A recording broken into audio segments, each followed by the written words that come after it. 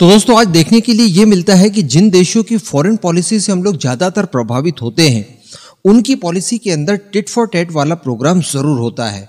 जिसने जैसा किया उसके साथ बिल्कुल वैसा ही बर्ताव किया जाए, ये आज दुनिया का हर नागरिक अपने देश की पॉलिसी के अंदर चाहता है और एक्चुअली होना भी चाहिए। कई मामलों में थोड़ा बहुत एडजस्टमेंट चलता है, लेकिन जब बात आपकी संप्रभुता की आ जाए उसके बाद आपने सारी चीजों को हटाकर टिट फॉर टैट वाली पॉलिसी को अपनाना ही चाहिए। अब अगर स्पेशली दोस्तों भारत की बात की जाए तो भारत ने भी टिट फॉर टैट शुरू कर दिया है और हालिया ऐसे कई सारे इंसिडेंट्स देखने के लिए मिले हैं जहां पर भारत ने बिल्कुल त्वरित रूप से कार्रवाई करते हुए टिट फॉर टैट का नमूना दिखाया है, फिर चाइना हो, पाकिस्तान हो, कनाडा हो या फिर अन्य कोई देश हो। लेकिन दोस्तों स्पेशली इजराइल की बात की जाए तो हम सभी जानते हैं कि वो लोग अपनी संप्रभुता को लेकर कितने ज्यादा कॉन्शियस हैं और वो इस मामले को लेकर बिल्कुल भी समझौता करना चाहते ही नहीं है।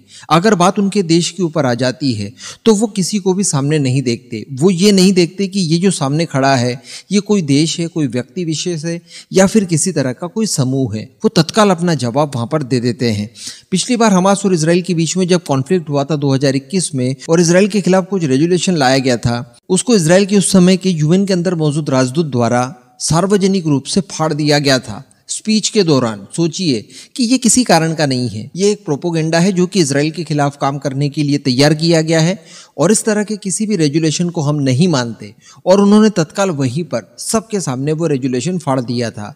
ये बहुत बड़ी बात थी, इस तरह की चीजें अक्सर नहीं होती है। अब इसी तरह का एक और कांड देखने के लिए मिला है। जी हाँ, यूएन के अंदर इजराइल इतना ज्यादा बौखला गया और इतना ज्यादा चिढ़ गया कि इन्होंने यूएन के चीफ को डायरेक्टली कोट करते हुए नसीहत दे दी और उन्हें यह कह दिया कि आप तो इस्तीफा दे दीजिए, आप इस पद पर बैठने के लायक ही नहीं हैं। ये बहुत बड़ी बात है और जैसा मैंने आपको बताया कि इस तरह का व्यवहार यूएन में अक्सर देखने के लिए नहीं मिलता। चलिए आगे जानते हैं कि क्या हुआ, क्यों इजराइल इनके ऊपर इतना चिढ़ गया। तो दोस्तों संयुक्त राष्ट्र के जो महासचिव है एंटोनियो गुतारेस, इन्हें आप जानते होंगे, इनके ऊपर इजराइल हमास के कॉन्फ्लिक्ट को लेकर कुछ बातें रखी गई और ये बातें इजराइल को सही नहीं लगी। इन्होंने दरअसल ये कहा कि इजराइल के द्वारा लगातार पैलेस्टीनियंस की जमीनों को हड़पा जा रहा है और उन्हें हिंसाग्रस्त किया जा रहा है, जबकि इजराइल ये कहता है कि देखिए हम कभी भी सामने से डायरेक्टली युद्ध नहीं लड़ते, ये लोग युद्ध लड़ने आते हैं, हम तो केवल रिटेलिएट करते हैं। इसके बाद गुतारेस ये भी कहते हैं कि इन सब कारणों की वजह से पैलेस्टीनियंस की जो अर्थव्यवस्था है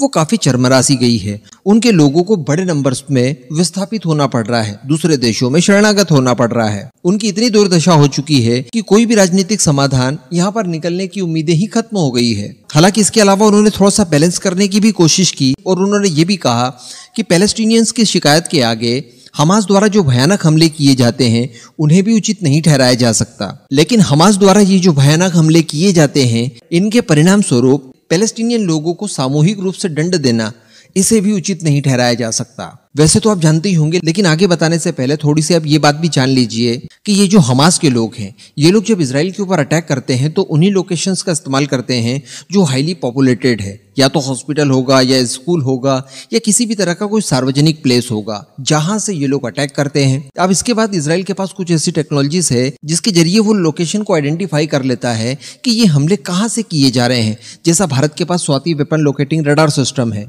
जहां से भी ये दुश्मन अटैक कर रहा है उस ठिकाने को स्वाति रडार सिस्टम बड़ी आसानी से भाप जाएगा और लोकेशन बता देगा कि उस इलाके में दुश्मन के हथियार रखे हुए हैं और वहीं से वो लोग अटैक कर रहे हैं। कुछ हीट वगैरह को वो एब्जॉर्ब करके पता लगा लेते हैं।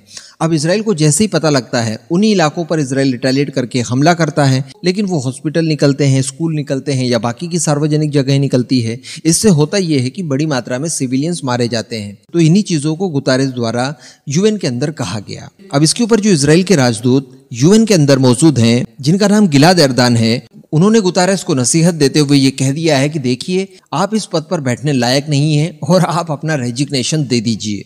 आगे इजरायली राजदूत द्वारा कहा जाता है कि महोदय देखिए आप अपनी सारी नैतिकता और निष्पक्षता को खो चुके हैं। जब आप ये भयानक शब्द का इस्तेमाल करते हैं कि जघन्य हमले अकारण नहीं हुए हैं, तो आप आतंकवाद को सहन कर रहे हैं और आतंकवाद को उचित ठहरा रहे हैं। अल्टीमेटली वो यही कहना चाह रहे थे कि आपके वक्तव्य के दौरान उन मासूम लोगों का कोई जिक्र नहीं हुआ जो कि इजराइल में अपनी जान खो चुके हैं और कई सारे लोग बंधक बनाए जा चुके हैं। उनके बजाय आप उन लोगों का समर्थन कर रहे हैं जो कि रिटेलिएशन के दौरान मारे गए हैं। और इन सब चीजों को लेकर इजराइल के द्वारा इतना भयानक बयान दे दिया गया और उन्हें सीधा इस्तीफा देने के लिए कह दिया गया। वैसे ये कितना सही है कितना गलत है इजराइल का रवैया, ये तो आप खुद नीचे कमेंट करके बताइएगा। लेकिन आज से कुछ ही समय पहले की बात है जब नागोर्नो काराबाख से अर्मेनियाई मूल के 1,20,000 लोग एक साथ पलायन करते हैं। उस समय भी हम लोगों ने वीडियो में डिस्कस किया था कि इनकी सुध लेने वाला कोई नहीं है। अब देखिए सेम उसी तरह की चीजें जब गाजा के अंदर हो रही है तो सारे ऑर्गेनाइजेशंस एक साथ आकर उनकी वकालत कर रहे हैं। अगर इसी तरह का विरोध अर्मेनियाई मूल के लोगों के लिए भी किया जाता तो शायद उनका जीवन भी सुधर सकता था। तो इस तरह की पार्शलिटी लगभग यूएन के हर सेशन में होती रही है। भारत भी इसका पीड़ित रहा है और भारत भी कई अंतर्राष्ट्रीय समूहों से इस पक्षपात का शिकार पहले बन चुका है। इस पूरे मुद्दे पर अब आप अपना ओपिनियन जरूर दीजिएगा।